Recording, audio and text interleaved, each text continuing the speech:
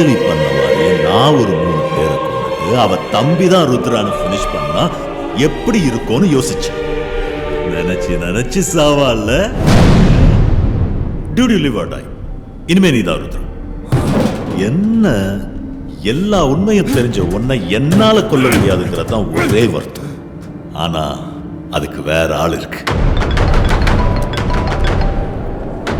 Hello, Martin பேசுறேன். சொல்லுங்க sir.